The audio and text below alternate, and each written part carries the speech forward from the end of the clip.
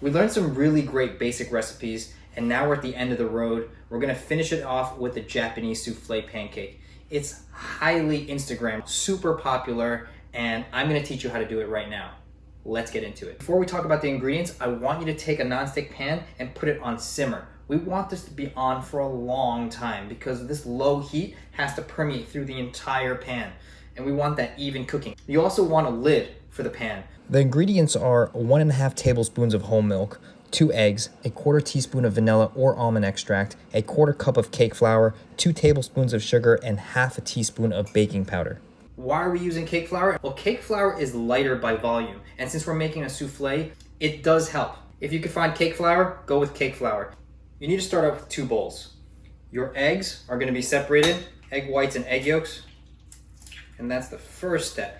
If your egg yolks break, you have to start over because you cannot get stiff peak meringues with the egg white if there's any fat in it.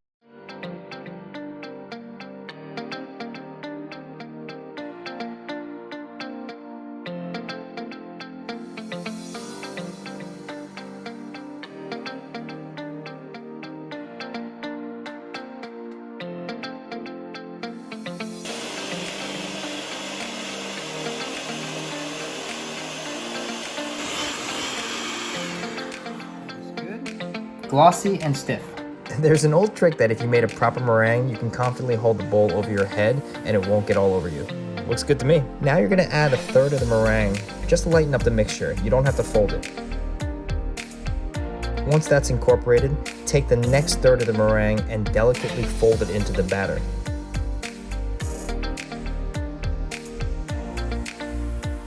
And finally, add your last bit of meringue and fold it in gently.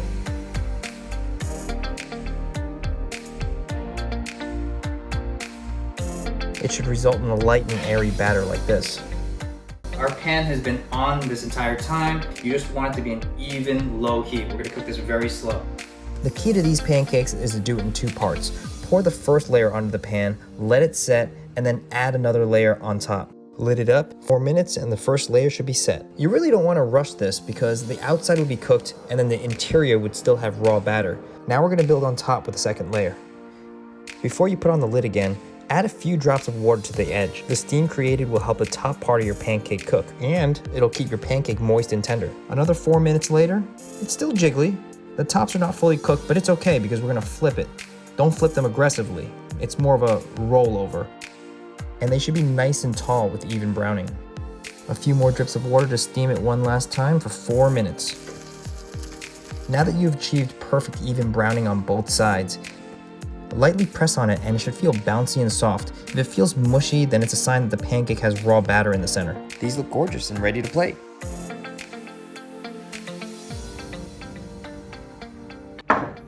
This is a place where fruit is welcomed, jam is welcomed, whipped cream is definitely welcome, and of course, warm maple syrup.